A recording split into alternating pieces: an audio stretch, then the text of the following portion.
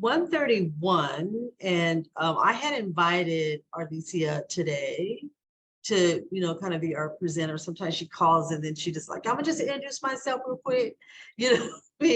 But today I'm gonna give her the opportunity to, talk about a little bit about the work that she does as an individual artist and how it intersects with the work that she does for the organizations. And what else? I don't know. You know how things go with us when we start chatting. We just see how spirit leads. Right. So, and then also in terms of social justice and the climate and what's happening, and her thoughts about finding another country to live in was yesterday's.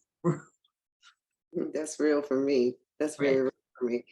Yeah. So I'm going to put in the chat. Well, I guess before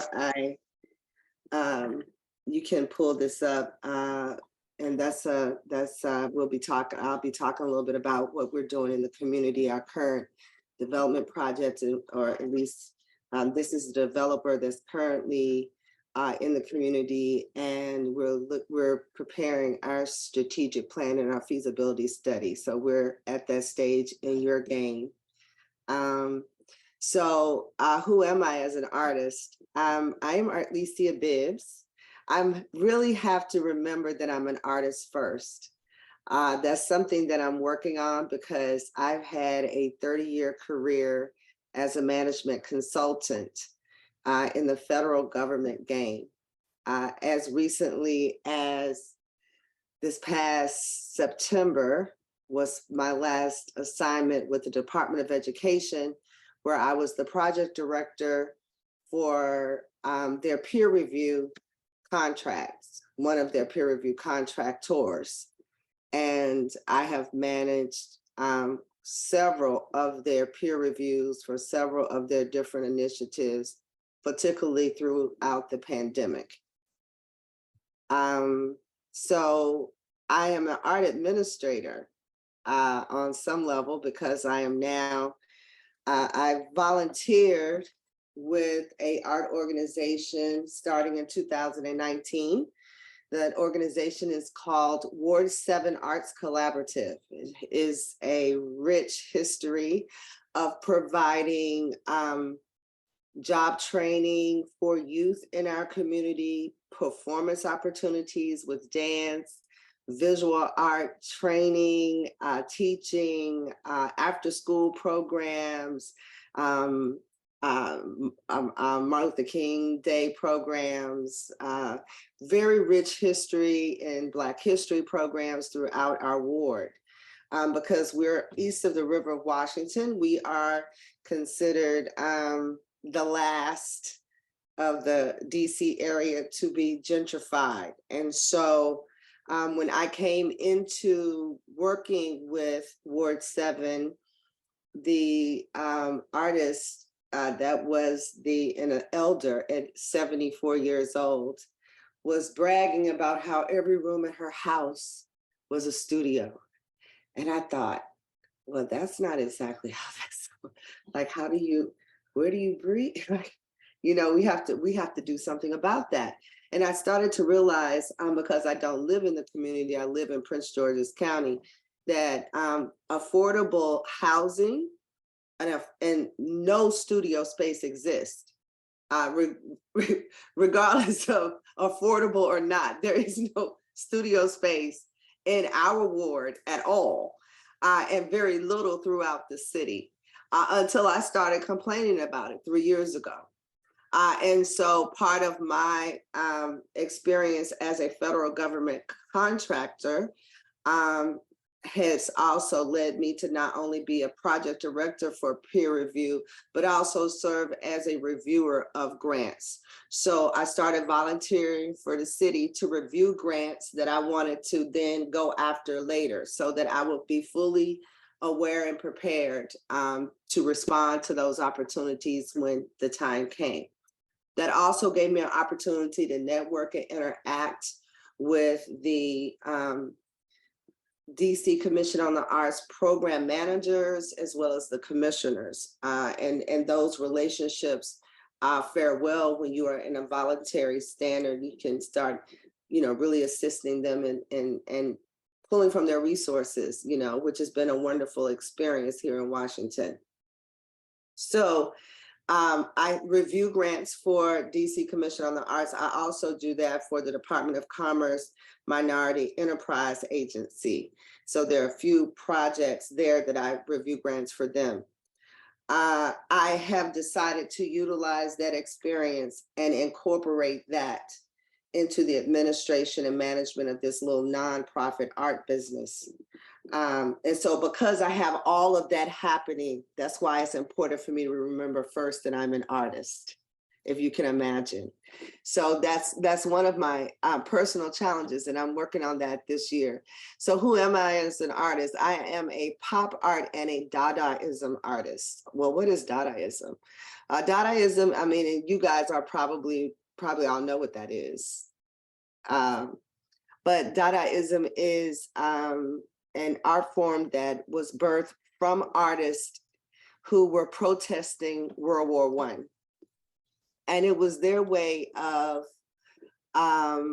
really, it was countless artists, writers, intellectuals who were opposed to the war, who sought refuge in Switzerland. And so in the early 1900s, you had all of these artists that kind of moved to Switzerland, and they just were creating all of this artwork, and they were, kind of going foo-foo on the art industry and started doing things like collage and, and from that, you ended up having people like Picasso coming out in the end of this. They utilized this particular period between the key dates for Dadaism at that time was like 1916 to 1924. Well, in my view, Dadaism is needed now. We as artists, it is critical for artists that look like me to, really artists everywhere, artists that care about humanity and morals and humanity and safety, the creating of a peaceful, loving planet. Human beings that are interested in that should maybe consider how they can utilize their natural gifts and talents to move those agendas forward in a more meaningful way. And that's what Dadaism did. That's what those artists chose to do. And that's kind of what I'm choosing to do at this time, more now than ever. The current state I live in America, I happen to live in the nation's capital, of which I am grateful. But I hail from a small town in Mississippi. So I know what it is to live in a rural area, and I know what it is to live in the suburbs of a major city, and I know what it is to work in a major city in an impoverished community. So I've kind of spanned the span of what it is to live in America. And what I would say to you is that if we have figured out how to do it here, we can figure out how to do it someplace else. And I realized as I was on my soapbox yesterday because I was so upset about the violence and the prevailing violence in our society as a whole. We cannot go to the supermarket. Some of us can't go home for violence in the streets. Some of us, you can't go to the movie theater. You can't go to a nightclub. I mean, America is no longer a safe place to be. And as I was ranting and raving yesterday with Alpha, I said, you know what? I'm gonna go seek asylum because I think I might need that. And I think I might be able to make a case for it, more importantly. I think I might be able to make a case for it because being an African American or a melanated person in this society, we don't know who's driving behind us. I mean, we don't know who's behind the badge. regardless of what color they are. I mean, you just don't know. You don't know what mood they're in. You don't know what their personal lives are. You're just trying to go to the grocery store or trying to get home from work. And you just happen to be crossing paths with someone who may be having a bad day and who has the capacity to take your life with no consequence, with high fives at the end. And we have created a culture that we're desensitized to it. We're seeing shootings at the mall and on TV every day. And so you instill a culture of fear. So my response to that as an artist was, I have a lot of t-shirts that say, stay fearless. Stay fearless. We can't allow the good in us to be overtaken by the darkness in the world, because it exists. But it takes each one of us to make the decision that we want to shine our light in a way that we dispel darkness, right? Because here's what I know for a fact. If you walk into a dark room and you turn the light on, darkness flees. So when you turn the light of truth on about whatever the scenarios are that have brought us to this unique scenario that we find ourselves in this society. Because what's wonderful about the information age, baby, Google is real. And now, because we have had so much miseducation, there's been so much. I mean, when Du Bois wrote the book, The Miseducation of the Negro, I don't even know that we fully understood what all that means. I know when I first read it, I'm gonna have to go read it again. Because it's not just us that was our whole society, the world has been miseducated about what colonization was in general. It is the genocide of culture. So for example, those of us that are of European descent, and I am one of those people, I happen to be a third Irish, shout out to my European ancestors.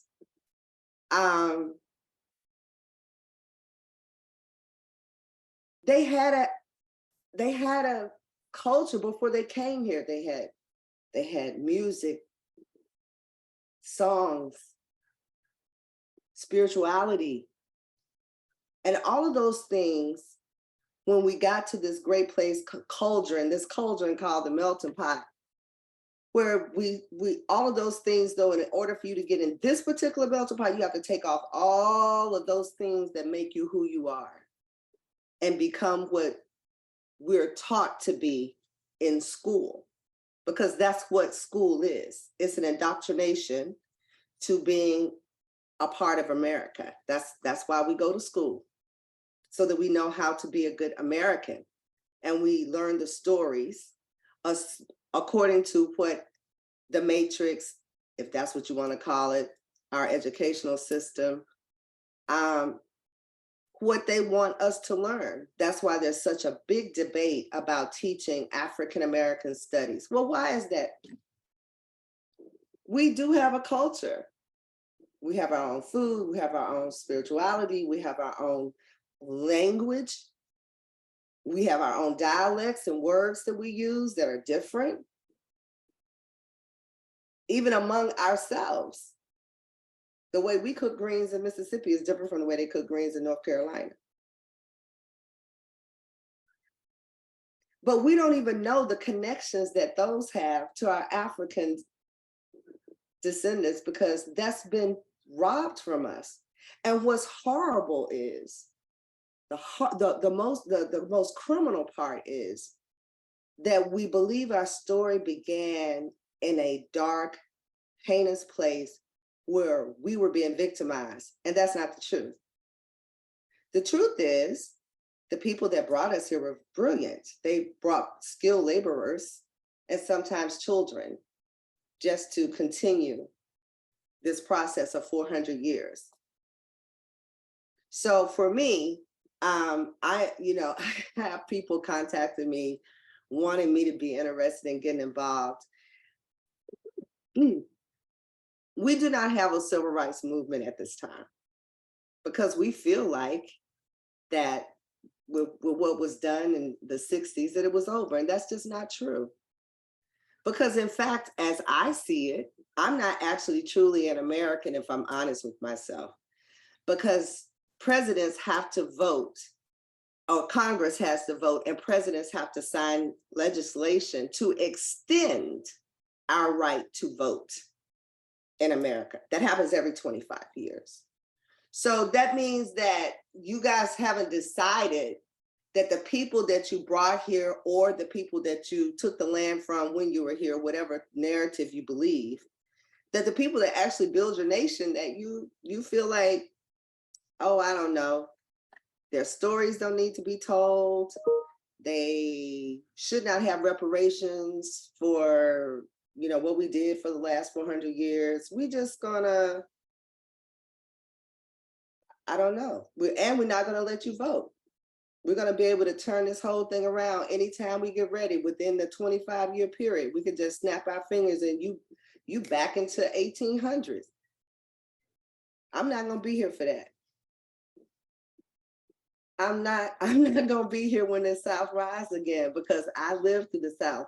I was born there in the 60s. And for those of you that don't know what that is, you should read about it. Google is real, because they're not going, it's not televised, and it's not televised. It is not televised, and it is not taught in school. So you'll have to Google it for yourself. They have no respect for spirituality because they burned so many churches throughout Mississippi in they called it Bloody Summer. The summer that I was 2 years old, to incite fear. And here's the worst part. We get all caught up in that distraction, because all of that is just a distraction. That's for me to be on my soapbox about, so that I don't connect with middle class and working class people that don't look like me. See, all of this stuff is to separate and divide, so we don't learn how to work together and join forces, because it's the top 2% that's doing whatever the hell they want to. Listen, to be president of the United States, you do not have a minimum qualification requirement. Let's think about that for a minute. You don't even have to pass the background check for the highest office in the land before you get on the ballot.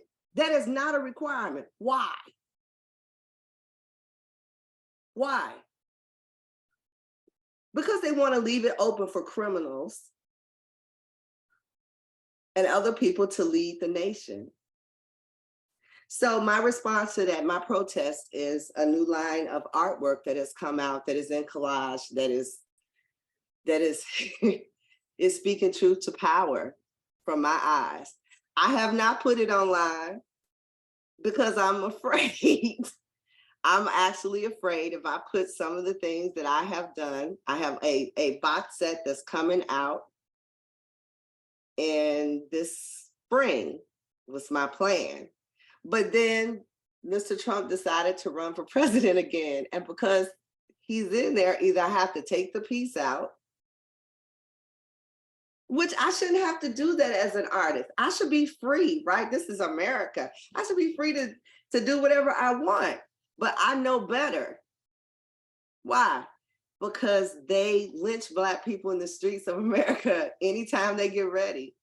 That young lady, and then I'm gonna get off my soapbox and I'm gonna talk about the power of social media, and then I'm gonna move on.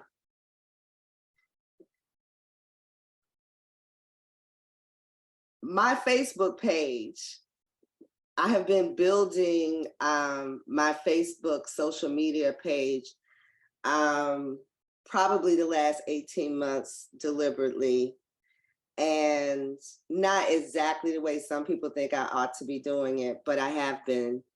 And just with a small following of like 6,700 people, in 28 days, I have had 55,000 impressions on my page. So then the question becomes, what do you do with that platform? What are you feeding people? You know, I'm not the girlfriend that sits down and talks to you about Housewives of Atlanta. I'm not her. I'm not, I'm not her. So that's not the content on my page. The content on my page is often about reparations and the lack thereof, and the fact that there will probably never be. But if I'm honest with myself, I think at a minimum, we should be able to live tax-free. I think they can vote for that. I mean, I know I'll never get a 40-acre and a mule with interest. That will never, ever happen. But maybe I could live tax-free. Maybe I could get some benefit. Maybe I could have free medical care. I don't know. Maybe I could have that, since my ancestors worked and suffered here. Maybe I could have some benefits as opposed to this constant pressure of living in terror. You know, we're any stop, any blue light away from our lives being taken. That's our reality. And here's the hard part.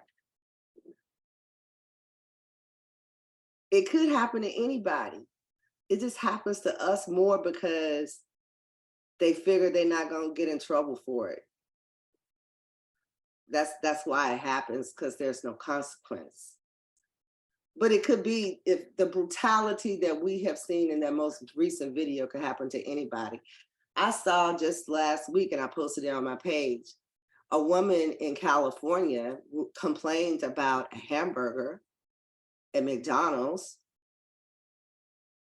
and she must have had unkind words with the people at the counter. They called the police. She was outside, was no longer in the building, and the police could beat her all up beside the lady head and arrested her. She outside in the car now. She was no threat to no one. But that happens in America any day. You don't have the right to complain about your hamburger that you paid for.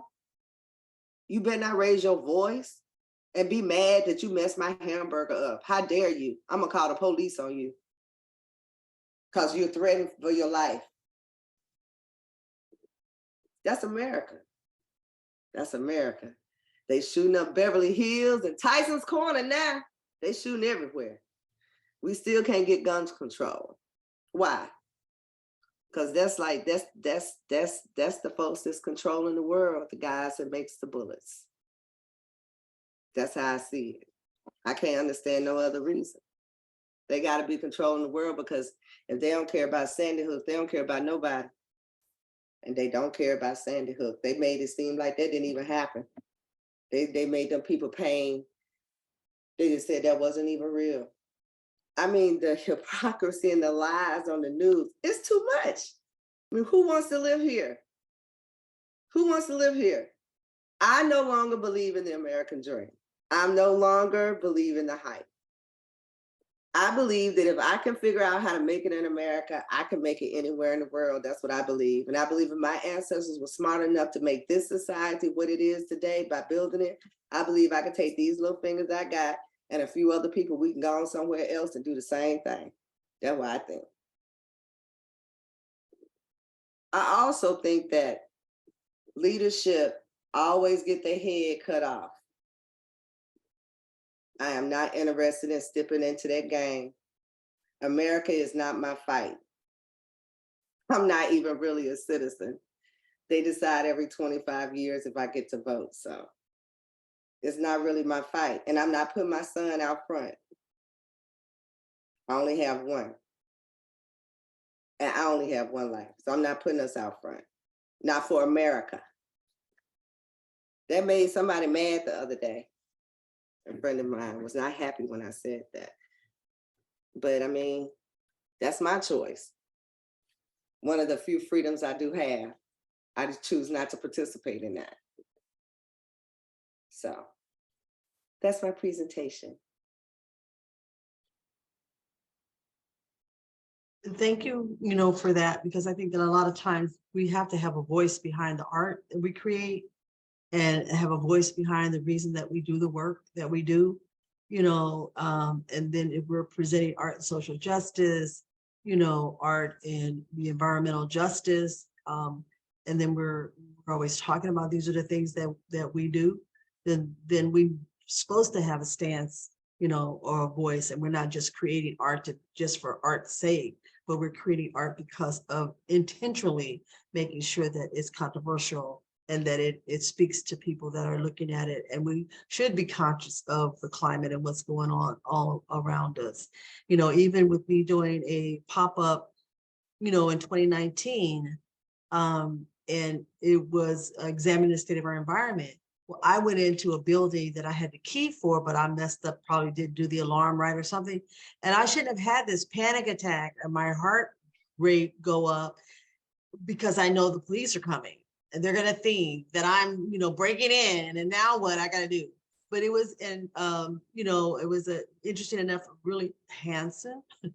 The police officers are not our friends, okay? They tell you that. They tell you that they're our friends. And I grew up in a climate in the 50s where Officer Dan came to the classroom, and you had these relationships with community policing, right? But I still go through these panic attacks when the police, and I'm in a position where I have the key to something. He knew I wasn't breaking in, or I wouldn't have the key to it, but my heart didn't tell me that, right?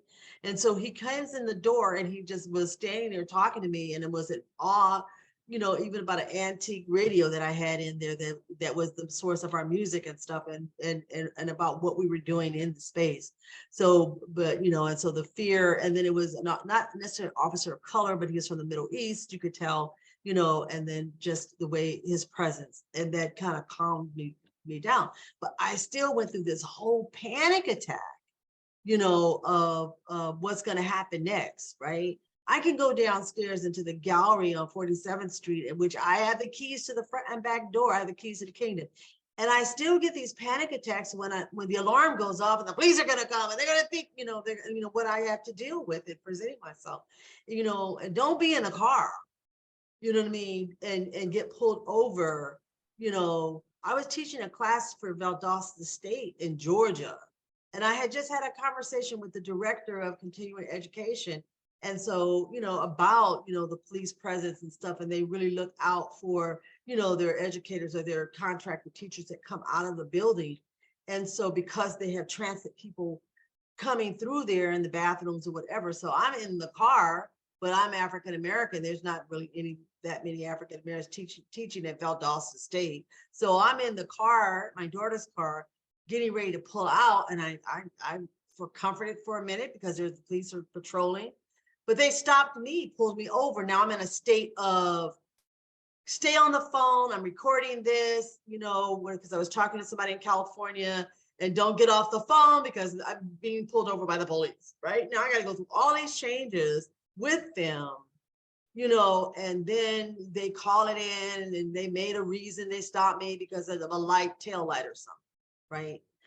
And so we're gonna let you go. But I was not doing anything. I'm just finished teaching here, so I did double back and mention it to the, and they were, campus police, but they have all the authority of police officers and things can't escalate, and so, but it's just those panic attacks that you have when you're not doing anything wrong, but trying to get somewhere, you know what I mean? And then you get pulled over, you know what I mean? Like, what did I do? What did I do? And then sometimes I'll go into the damsel in distress because I'm not going to be confrontational with you all right now, but I'll go through like, this whole thing of, and now that I'm a senior, I play the senior card, you know what I mean? With, with how, and I can say there's family members that are, officers that are, in militaries and stuff like that. And then it's a whole different culture of what you're dealing with. But then when we're talking about how we're desensitized, about this whole stuff that's in, they play it over and over, over and over, over and over, Yeah, over and over in sound bites, you know, but it's, you know, it's right, terrorizing. right. It's terrorizing the community, and they know it because at this last protest, they had mental health professionals there. They had mental health professionals at this last protest. And I was going, so finally I saw Al Sharpton stand up yesterday. I think one of the things I said to you is that we have no strategy, that the movement at this moment, they're just protesting atrocities. There's no strategy for this is what we want, this is what we need, and this is what we need right now. Here's what we want, the legislation. So I also heard this morning that finally the Congressional Black Caucus, I guess they came up with something and they're going to be meeting with Biden. So I'm glad to see that Al Sharpton, I guess, is representing the Roots, Feet on Ground, which is anyway. And so we're looking to the CBC to hopefully come up with some resolution, when in fact these people have been in Congress for decades, and if your ass ain't come up with a solution in decades, it's highly unlikely that y'all gonna be able to sway some of this. Very president was for busing. This very president, and I love him, Grandpa, but he was for busing.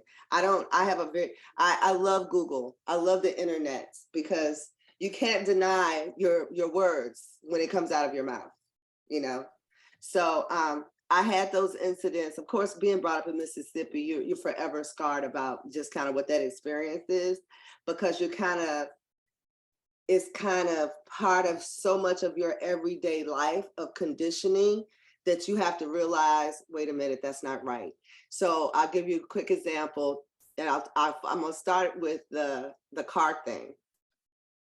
So I, at that time, was driving a E-Class, I think it was a E350 or some Mercedes, and I had just got it. I was in my early 40s, and this police officer stopped me. I flew through a light because my ex-husband had my son, and we were trying to get him a passport to go out of the country with his daddy on vacation. And I had some documents that I had to meet them at this passport place, and I didn't know where I was going, and he was on the phone, and they were getting on my nerves, and I ran through a red light. So this cop stopped me, and he goes, "This is probably not even your car. Whose car is this?" And I just looked at him. "You don't even know why I stopped you." I said, "No, I don't know why you stopped me. Why the hell did you stop me?" "Because you give me your license and your registration." And took it and came back to the car and looked at me crazy. "Well, how is it? What are you doing? Where are you going so fast?" Because they always want to know where you going and where you coming from. Where is that your business? Why you need to know where I'm going and where I'm coming from? Why the hell don't you tell me what you stopped me for and give me my ticket? Why you want to know where I'm going? Every one of them ask you that. Where you going and where you coming from? And my answer is always the same: the store and back home. I'm quick to the store and back home. To the store and back home. To the store and back home. It would be lying all day. To the store and back home. What store? Oh, now you got me. Don't ask me what store, because now the line got messed up. But you kind of train yourself how you gonna deal with it. But this time I happened to tell him that my ex went through the whole thing, and I was animated by my ex-husband, and he makes me nervous anyway, and blah blah blah blah blah. So now I got a big ticket, but he gave me a police escort to the passport office because we were about to miss this appointment or some nonsense that I was going through in that moment of my life. So that one kind of turned out all right. My brother is a former chief of police. So yes, and we grew up in the same home. And I spoke to him. He's a chief of police in Mississippi. We are 116 miles from Memphis. We have a lot of family in Memphis. My first cousin just ran for judge in Memphis. And my brother said to me, "We have to have police reform. We have to." Now, that's coming from their own. And I remember when he used to say in the morning, oh, I'm getting ready to go lock some people up. And I used to know exactly who he talking about. Who you talking? I would, my response would be like, who you talking about? Who you talking about? Who you get ready to go lock up? You see? And I also have friends on the highway patrol in Mississippi that are being discriminated against in their jobs, cannot have had a stellar career and not allowed to be in management. And they got a military background. They done passed every test. They put these people through all these loops to keep these people from getting in these other positions. That still happens. Here's the thing I think that's really funny though. This is what's really funny.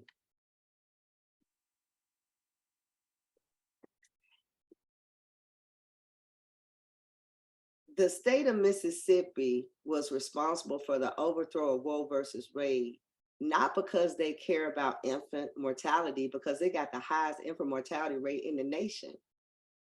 Not because they don't put no money towards saving babies, okay? That's not some, that was a power play. That was to show their power in this country, the underbelly of what's going on. And we are silently watching because some facets of America don't want that story to be told because they're afraid of what people might think about their kids, or they don't think that they should have to pay for what somebody else did, or I don't think that they should have this because we can't get it together. These people are just just stealing America. These people just, I mean,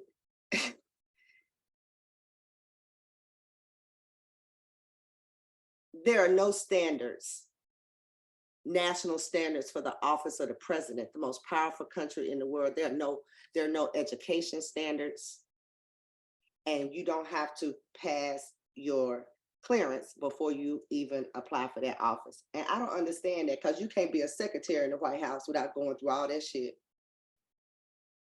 Why? Why you got it set up like that? And why ain't nobody questioned it before now? I'm sure somebody has. They probably don't live long.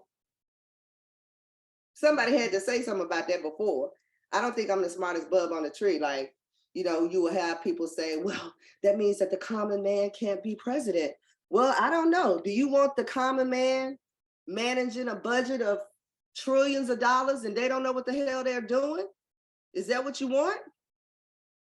Well, usually they're the puppet heads anyway. Oh, they're definitely a puppet head. And so when we say this, you know, and then tying it back to the work that you're doing in DC, you know, because like, you know, you're speaking from a platform of being, you know, an individual artist first, and then a citizen, quote, citizen, you know, second, and that's not a pun on being a second class citizen, but we know, you know, in America.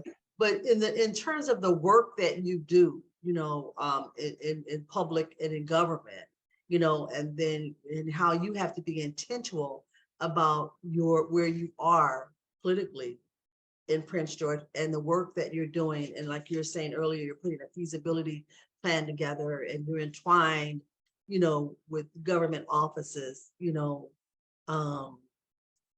No, I had to step away.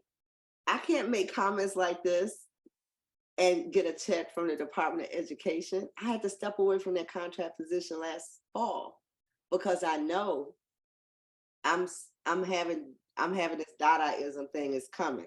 It's coming. It's coming. It's like a baby. It's a baby and it's gonna be birthed. It's coming. She coming. You know, this work is coming. And I can't have ties to that. So my consultant work had to kind of shift and change a little bit. So I got small businesses that I'm helping get certified and some other things. And I'm starting to do some lives. I got to figure out how, and I don't know a lot about it, but I'll be studying over my goal was this month.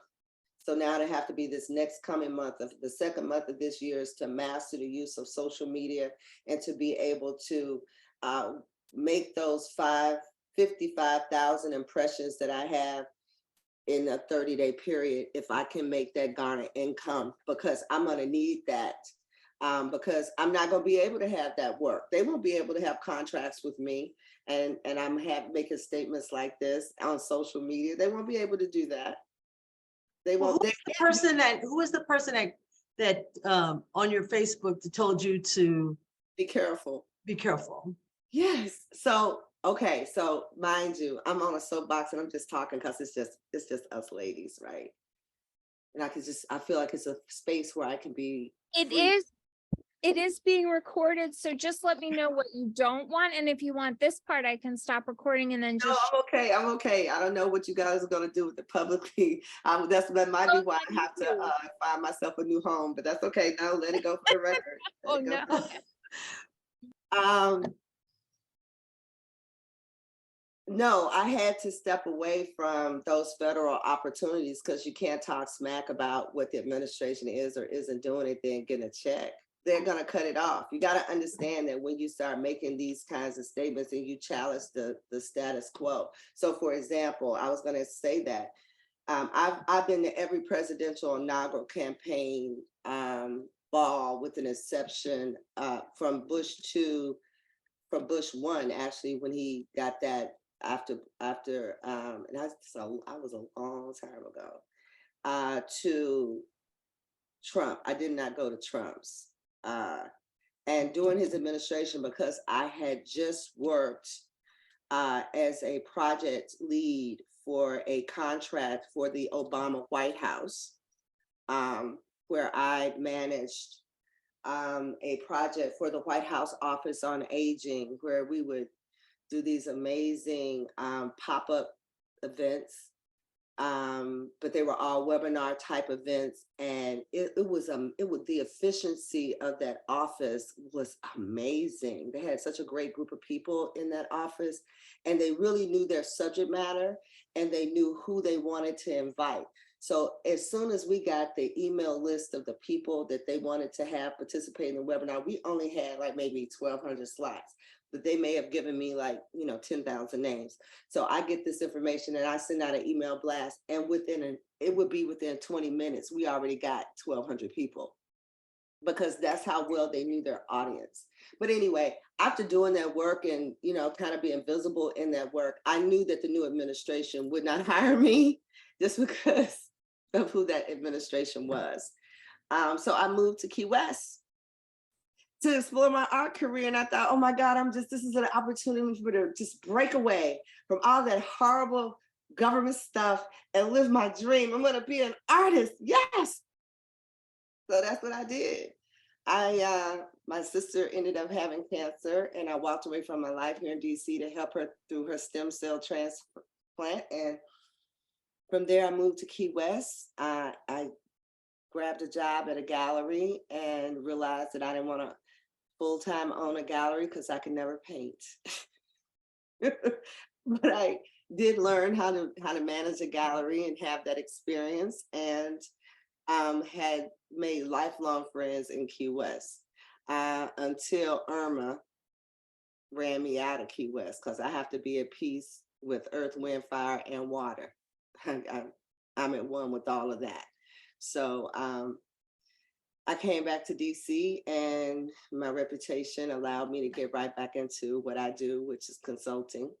But I got an art mentor too, and started also really actively pursuing the art seriously, maintaining that work, and now really ready to present to the world, I think, some really thought-provoking work. And that's what it's about. It's about connecting to people. As an artist, I don't feel like there's ever any competition. The work has to connect to the viewer. And as an artist, I'm creating from my heart space. And so if the person is able to connect to that, they'll connect to it the way that I am presenting it. And what's amazing though for me is that when it connects to people, sometimes it connects to them in ways that I don't even realize I am communicating. So being an artist is an amazing journey. I have some of the most amazing conversations with people.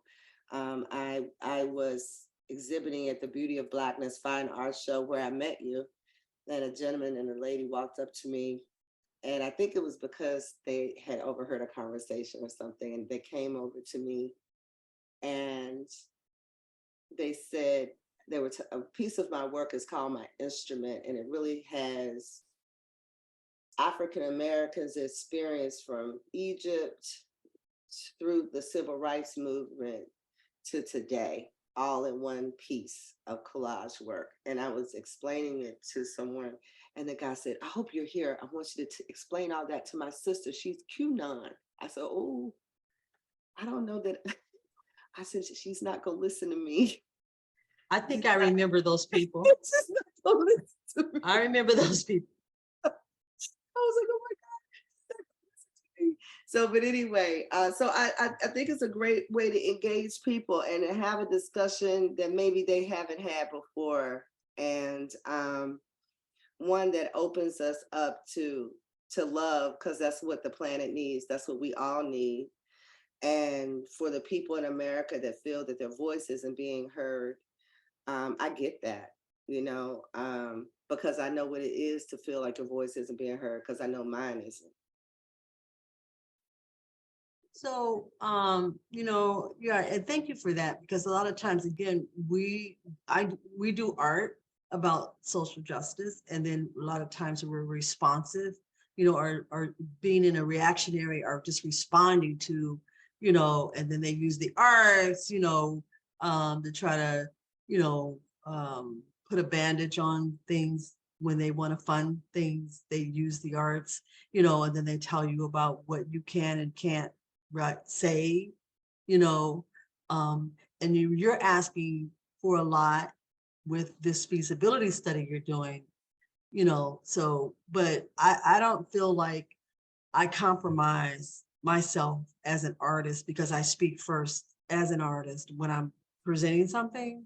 So I don't tap dance around what I say uh, in terms of social justice or environmental justice, because this is what I'm doing, right? This is the work that I'm doing, you know what I mean? And I'm not unapologetic about it. I'm usually not on a soapbox, but I will, get on a soapbox, but I'll do that through the work, that I'm doing, and presenting workshops around work that I'm doing. And as a curator, present artists that want to have a voice, and examine the state of their environment, and just giving people those platforms to do that through the pop-up, temporary exhibition spaces and so forth and so on. But so asking you now to talk more about your feasibility study and that work that you're doing, because we have time, but I would like to move into that part of the conversation. Okay. So we have, we're in the process, our goal is to ensure that the changes benefit the long-standing residents, as well as the new residents that are coming into our community, right? Because that's part of what gentrification is. We want to make sure that the current residents in our community have a stake in what our community looks like. And if you want to, you can pull up that city block that I think I put it in the link that kind of shows the current physical space that we're looking to partner with this developer. We have already identified the consultant. His name is David Galligan, and we got him through relationships with the mayor's office.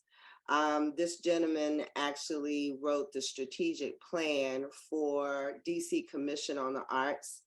And so, of course, he's got a shortcut to the work that we already need to do with our feasibility study with regard to establishing what we are considering a I don't see it. You might have to pull it up. I think you have permission to share. You know what? I don't think I have given people permission to see my page, my computer, and I have to change that. Hold on a second. Okay, there it is. I put it up. There you go. This is the city. Oh, I see. Yeah, if you can pull that up. Did you want to pull it up, Liza? Yes, I can. Okay. Thank you. And that's So at current, we have David, and we are looking at Art Space as the developer. They're doing a lot of work here in our local area, in Fairfax County in particular. I think they have a couple of spaces and one in Maryland. That is a Minnesota-based art development group. I guess you guys, I'm sure, already know about them. When I went out to Colorado, I went to look at the art space location in Loveland, and that's not it. This is the current physical location that we're looking at for DC's Artists at Work Studios residential and performing arts campus. So this particular developer has already kind of come in, and they're looking for someone to come in with to buy it.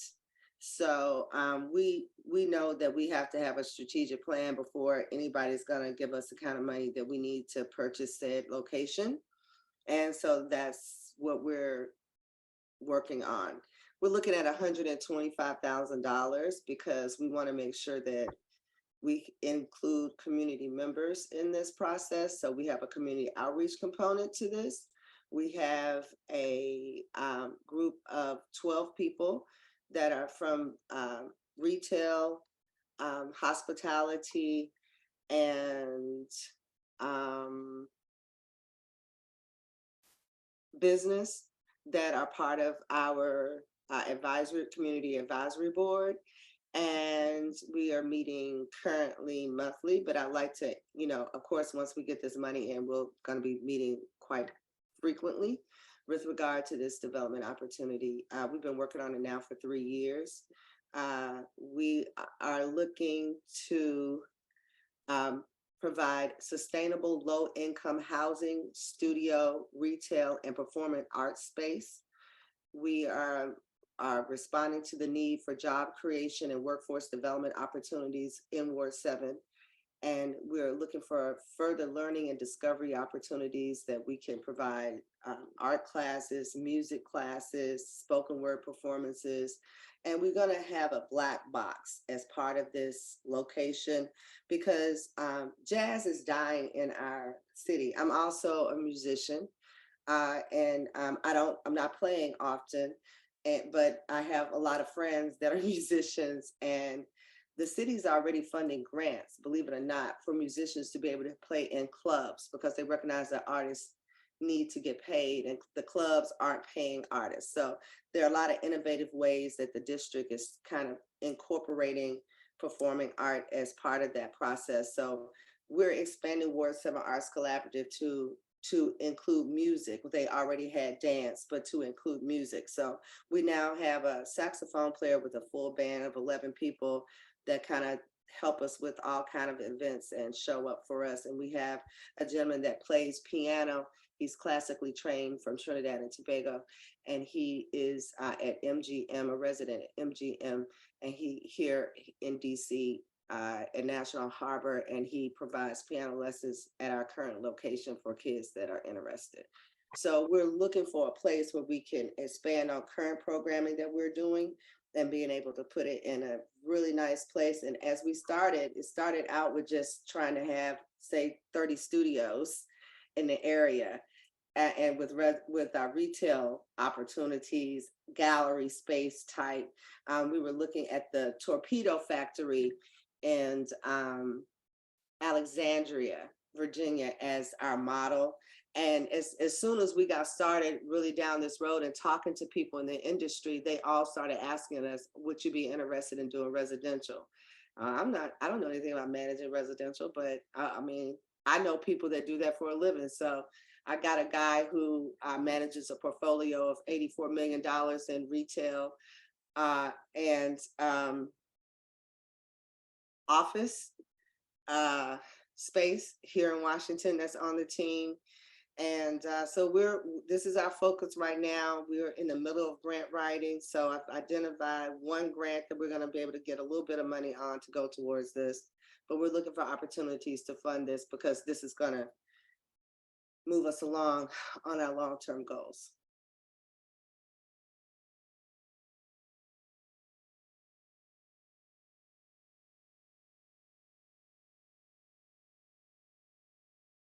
So this particular plot of land actually has the maximum capacity is 1.6 acres. It is a multi-development site that provides investors an opportunity to convert up to 356 family units and 24,000 square feet of retail space on the first level. So we're hoping that we can have some influence on that before, they break ground and, structure some part of that as, art studio space and a black box, and kind of, have some influence on the trajectory of where this project is going.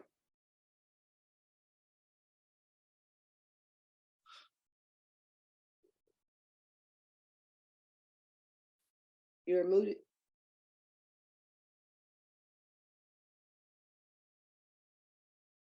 Alpha, are you trying to talk? Yeah. So I asked you that because I remember, I don't know, I think it might have been 15 years ago, where I was visiting different art spaces because I lived in an art space. The Switcher Station Artist Loft was one of the art spaces that were built here in Chicago on the west side. And I was doing this, a tour, going to different art spaces. There's one in Long Beach, isn't there? One down there in your area, Liza, I remember visiting when it was built down in Fort Lauderdale. I mean, they're all over, but this is one that's near, I'm trying to remember the city it's in. I'm going to look it up while we're talking. That was not far from, but it was part of an art district. So is this, is making its own art space, or is it part of a bigger? No, we would be creating an art district. And to be honest with you, when you really think about DC, I mean, there's splattering of art everywhere, but like a real true art district, I don't really think we have that in Washington. And wouldn't that be splendid to create that in Ward 7? That's going to be how I respond to the people. That's great. I'm a practicing girl. Because Carol Henry Alexander, she's over there in Clinton, Maryland, and she's saying the same, she's echoing the same thing that you are talking about in terms of there's a very scarce, in Prince George County, there's a very few artists that are like, other than craftspeople or something, or they're retiring and now they're venturing into doing their art, but she's found it very difficult as an artist that spent, 20 plus years in Oakland, California, and has been traveling, doing residencies, between here and Africa and Cuba and other places. And they bought a house right there in Clinton, Maryland, actually right there by Andrews Air Force Base. The planes fly over their house. They're in that housing area. And she finds it very difficult to be an artist over there and working in Prince George County. And now they may let her be the southern end as a consultant working in the arts to try to bring art as a, I don't know, designation, or bring art to happen in that area. But so it's interesting because I live in Fort Washington. I'm not far from Clinton at all. I'm about 10 miles. Mm-hmm. Yeah, that's where I live, about 10 miles outside of Clinton. So I would be interested in seeing, they have a very robust, there's nothing down Southern Maryland. She's absolutely right. There's nothing where she is and nothing close there. But the Prince George's Commission of Art, they have a pop-up place that's in the National Harbor. That's a storefront. That's gorgeous. It's gorgeous.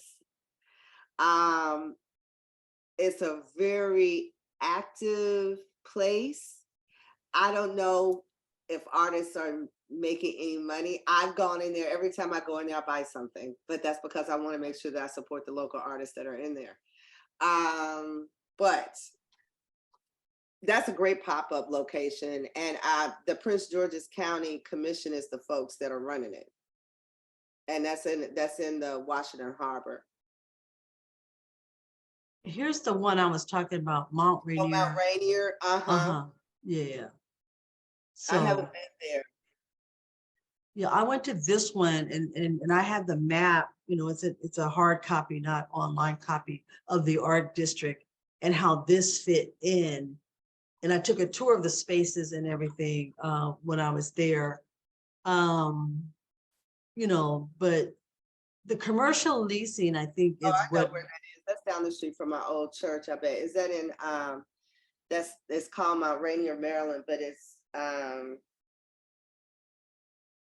And here's by Hattsville, Hyattsville. Hyattsville. Yes, yes. Yeah, It's literally right down the street. I haven't been to it. Yeah, I remember when they were establishing that. It still isn't really an artist district. It's really more like a business district. You know what I mean? it's a business district, but it for me, in looking at these art space developments, it had more of a connector of other art spaces or art, I mean, galleries and, you know, different things that were going on that they could promote it it's as an art art space district. too. That's an art space location. I didn't even know that. Yeah. Wow, And it's so, been there a long time. Oh, this is right. the Brentwood location that people keep talking to me about. Okay. I haven't Yes. had time. I'm busy, honey. But yeah, you know what? They've been telling me that I need to go meet with this woman, that she would share with me some of her funders and partners that she already knows. And yeah, I will make sure that I go and meet with her. Well, I'll And this put her is information in the chat so you can grab it. But yeah, this is it's a really interesting. I'm going to show you the gallery here. But I thought it was interesting because one of the artists that's in here sold his house for like $1 million, right? But you know, and because the property values have went up, gentrification, blah blah blah. yeah. And he opened a coffee shop, and Starbucks came in and helped be a sponsor. It was like a, you know, so artists could come down and they could have, you know, their morning breakfasts and different stuff like that. But he actually put his business plan together and was supported to open up a coffee shop here. And there was another tenant that opened a frame shop. So these were opportunities for artists to invest in the commercial space and not the other way around of them bringing outside people to open up and invest into these places. Wow, You this is know, a long time. I can't believe now you know what this says? mhm. It's been here this long and I ain't never even been in I have not. I have been in, I think, one of those retail locations. I haven't been to one thing in this building. And that's a problem. Well, I mean, I went like on a road trip, and even they have like, you know, like a space for, here it is, like the performing artists in the building, a place for them to kind of work it out, you know, and rehearse there. This is downstairs in the community space. Their incubator works, you know, where artists are able to come down and work outside of their spaces, you know. And of course, I like the way when he came in, they were encouraging artists to do more than just leave it as a sterile hallway. Mhm. Wow. Yeah. So yeah, You know what I know about this place is I what's think the that?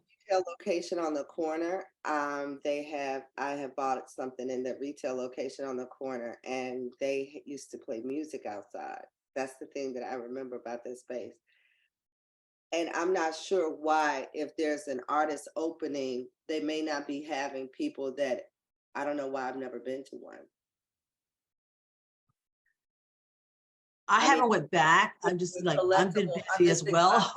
I don't know why collectible artists, like people that are doing stuff in the area, because we have people doing stuff, you know what I'm saying, here in the DC Mhm. market, why they're not using this as a venue.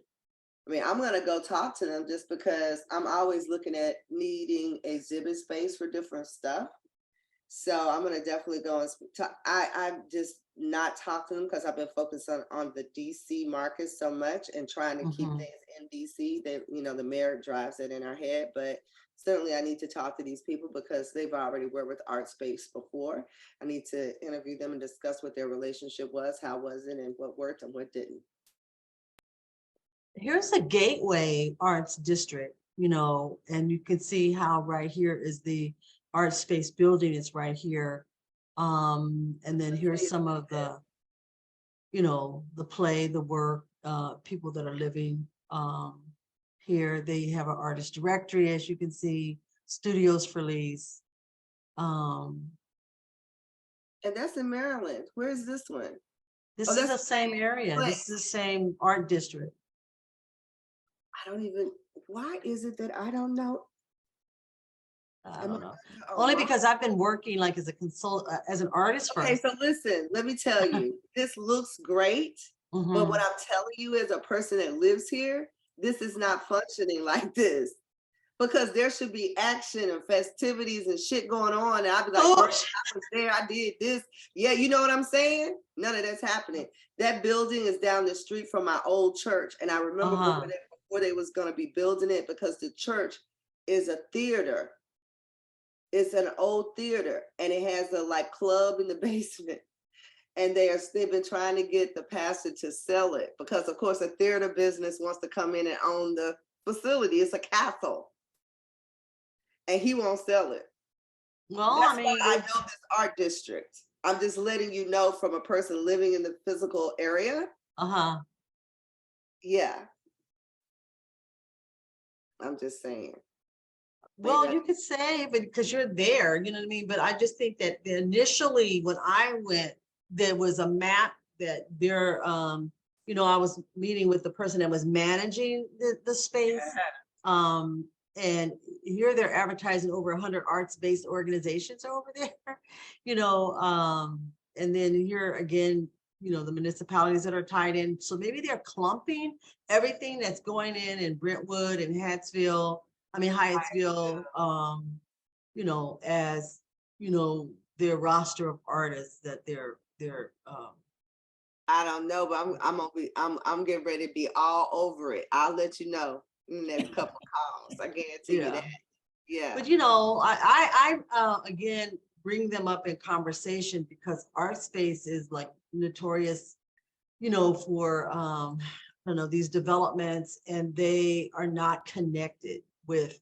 I know the one that I was in was not connected with the bigger picture, but then after going across the street to the East Garfield Park Conservatory, where they were having meetings with lists, I was able to, because I was new to the area, new to the landscape of Chicago, is where other artists that lived in the Fulton Street corridors were part of East Garfield that were underground. They weren't underground, they were there, but there was nothing connecting them with what was happening at the conservatory. And the conservatory was the lead organization, a nonprofit in the community that got list funding to put all these task force together to create a quality of life plan.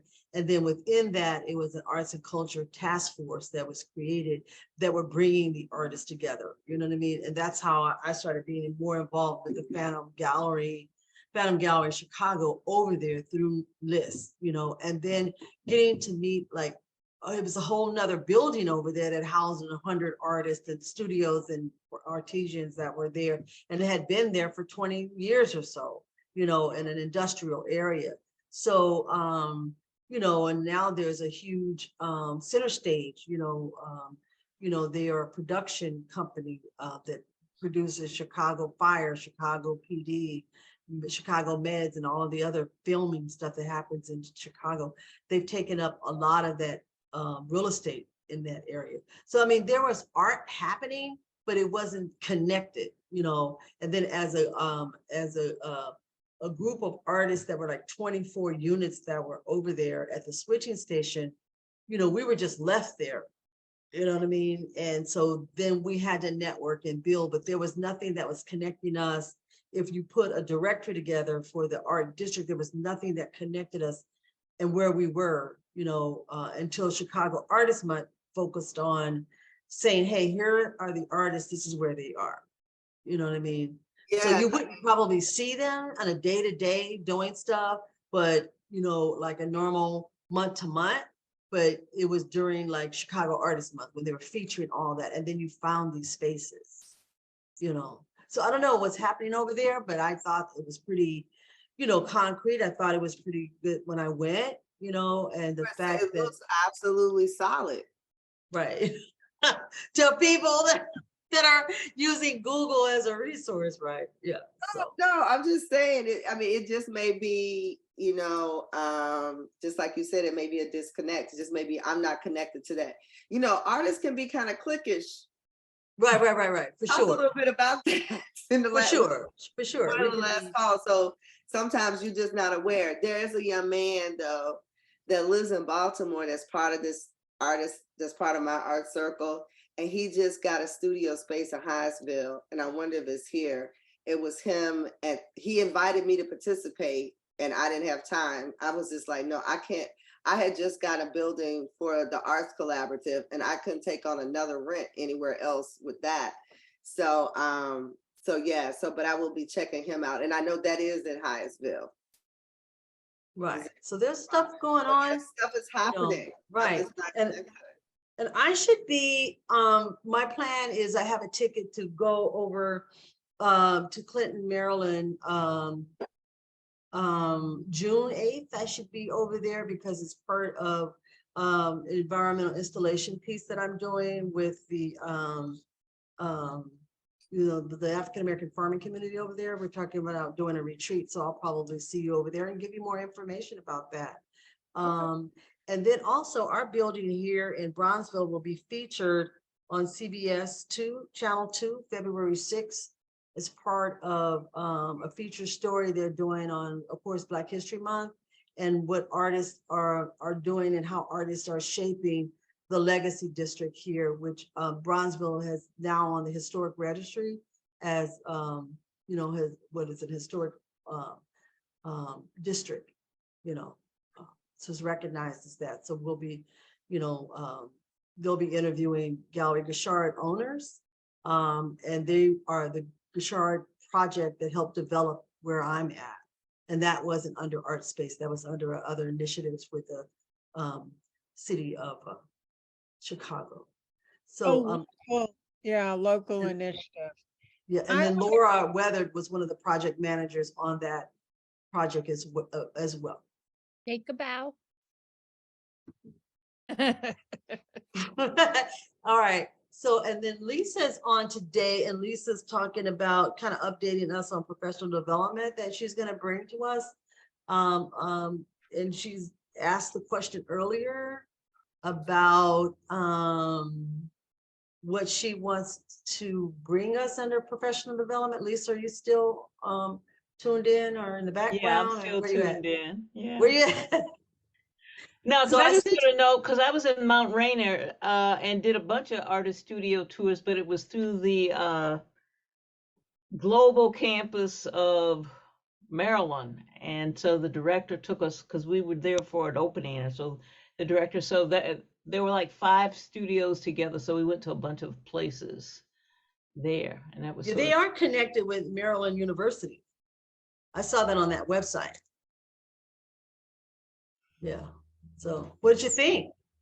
Oh, I loved it, but it was just a fun weekend, and it was just a fun weekend. So I saw a lot of stuff, and they had the Atlantic exhibit at the National Gallery. I think the Black Atlantic, whatever. So it was a great weekend. So yeah, I gotta get plugged in. But I like studio visits. That's my thing. So, and I bought a piece. So there were some great artists we saw. So yeah, I liked it. Yeah, I was running into Lisa on the Bronzeville, actually the Diaspora Rhythms tours, where they were touring collectors' homes. So they do that annually. I don't know if you do it more than once a year, but no, they only do it every other year and stopped during COVID. But because this is the big anniversary, we're gonna have a show at Navy Pier. And I think during Art Expo, some of the houses will be open up to the Art Expo visits this spring. Wow, that's big. So that's for the anniversary celebration. Isn't Fahim coordinating something out there with the floating museum? They're featured. I have no idea. They got a meeting on Saturday, so I haven't. Only communication I've got are the artists that I needed to submit bios for, and to try to locate and track them down if they hadn't died. So that's been my challenge in terms of doing. So, you So, know, but yeah, no, I was curious, and I think I had submitted some stuff, but I was curious. I do qualitative research focus groups, and that's what I do for a living, sort of winding down. And I've done some arts work in terms of the Chicago Cultural Plan, but also for some grantees in looking at artist development when they're trying to diversify. So that's what I bring to the party sometimes, and I like the arts. But are there any particular things that you would like to hear or that you feel that's needed? I'm just throwing it out there. I'd thrown some stuff out and I need to go find it. yeah, well, the things that I just forwarded you, the email that you sent me, I just gave it back to you, and you had said suggested topics based on our objectives. Evaluation assessment, we're turning that over to Rhonda. Quantitative observational research tools for pre-post assessment. Qualitative. I'm always Uh-huh. qualitative. Yeah. Qualitative.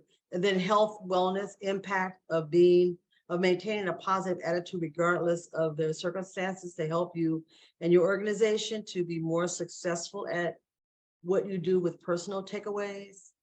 And then research techniques to dig beyond the top of mind responses from your clients, constituents, and patrons.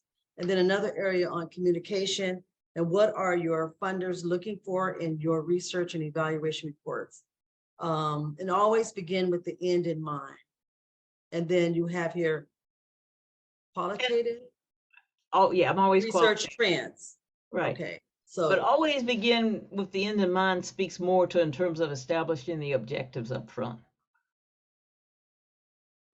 And that relates to any proposal I do. I always get agreement on what those objectives are, because they can't be 50 million. Because right. Add from time to time.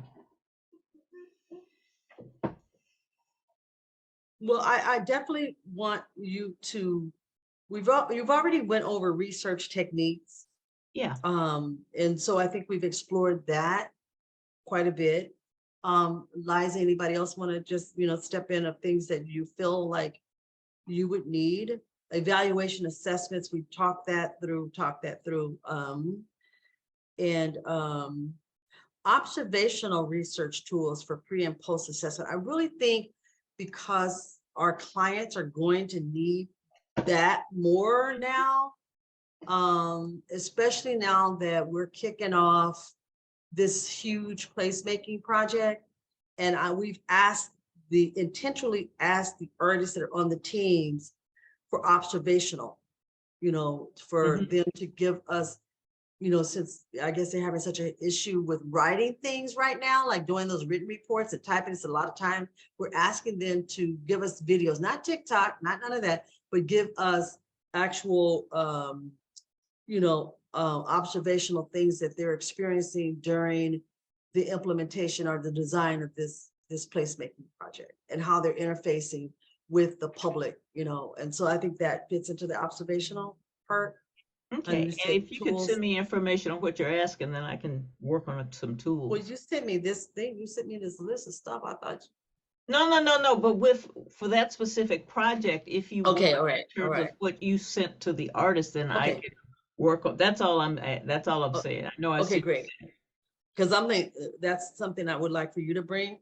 Okay. And then we definitely always need to talk about health and wellness, and Carol is not available because she's doing all of this work now for Prince George County and, working with the farming community and stuff out there. So she's not able to bring us the health and wellness. But you're here, you're talking more about the maintaining a positive attitude regardless of the circumstances to help you and your organization be more successful. And what you do with personal takeaways. So I don't know. I think that that's something that we all need to continually to talk about and to assess. And so that's 4. And you're saying that February 14th, April 11th, May 9th, and June 13th, you would be on the calendar. I'm available. Yeah. Okay. All right. So we need to, get the topics And then that way we can actually begin, even though this is professional development, begin to advertise these dates so that our clients can come on, Right. share it, and they be part of the bigger conversation with questions and stuff. Mhm. So, We you should know, have a public, I don't think we do. We should have a public pop-up research station calendar. right. And there may be some other topics, but those were what I threw out.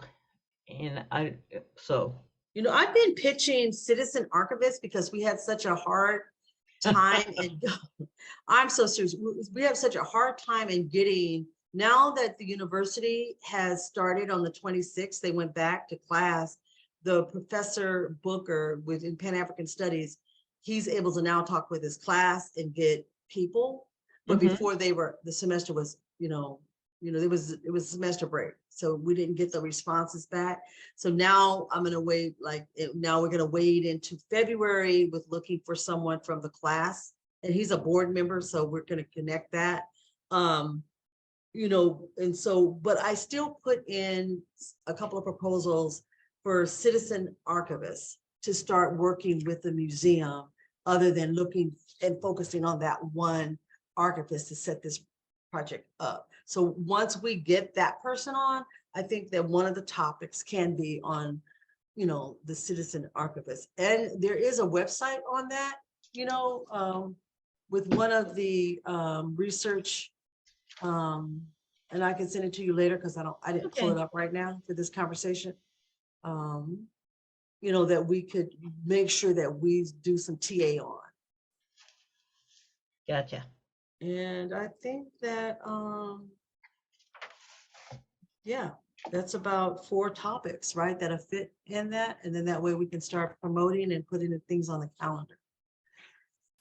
And before we run out of time, I want to thank Artlisia for your, presentation, because sometimes we come to these conversations, all of us, well, Lisa's not an artist. She's a collector, and an appreciator of the arts. But I'm a crafts person. I've taken a million crafts classes, so I have a big stained glass window that I designed. But I do a lot of stuff, but I never finish it unless I'm in a class. I'm not. Sound like there's an artist in there to me. Huh? Sounds an artist somewhere down in there to me that might be a little too busy to explore her inner self. Well, I explore a whole bunch of things, but I have attention deficit disorder, I think, because I like to do a lot of things, and I'm a busybody. So it's probably why you're so good at research, because people like us, we do that. We tick like that, I guess. Like that. So what's new with Laura, with Artist Design the Future? Where are you guys doing this? We have like 6 minutes left in our time. What's upcoming for you all? Let me put my face online. So we're proud to announce we got an NEA grant, so we're real excited about that. All right, congratulations. Woo-hoo! Happy dance. Happy dance. That will help us contribute towards the feasibility study for our artist housing. Our aim is to do mixed use building development in South Shore.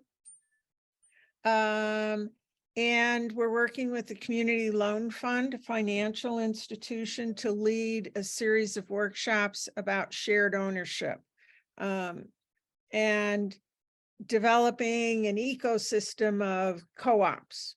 So to strengthen them. And, 2 huge co-ops in the South Shore neighborhood have been in the news, one for a fire in Hyde Park. And the other one, it just kind of fell apart without the shareholders knowing what was going on. So that's kind of, the disadvantages of co-ops. And so we're looking at how we can do 2 things: train artists to be shared ownership, and how that can extend into their art practice. And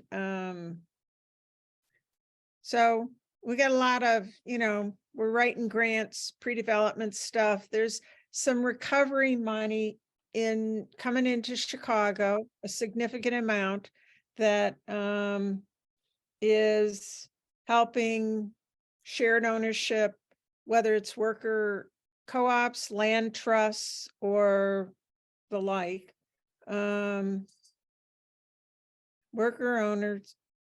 Worker-owned businesses, limited equity housing, land trusts, and I don't remember what the fourth one is, but anyway, so serious money kind of engaging to support that development in the community.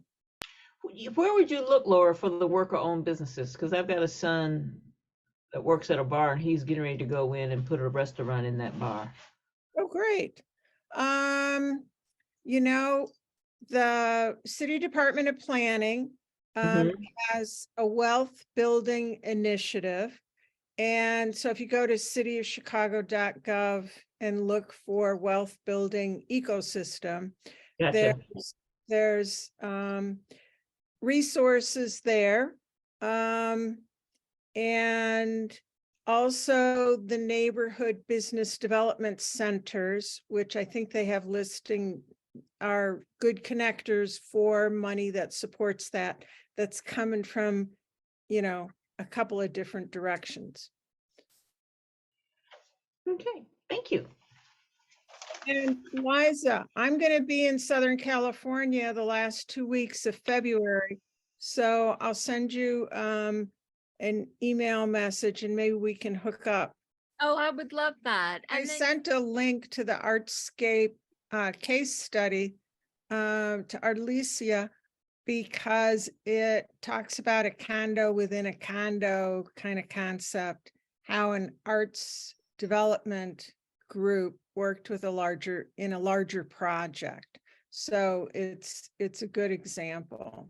The thing that I wanted to say about Art Space is that they develop rental properties and they own them. And so if your issue is shared ownership, and because real estate really is local, it is a value to develop kind of your community leadership to participate. So that is the intention. And it's funny because one of the board members had a conversation with the consultant regarding ownership. And I of course, naively was under the impression, of course, the nonprofit is going to own it. What do you mean? right. What are you talking about? What do you think I'm doing all this work for? It's Yeah. the board members that are gonna. What are you talking about? And so I think there's the song and dance may have already started, but let me tell you, ladies, this is no coincidence because I haven't signed an agreement with those people yet. So hey, it is what it is. Right.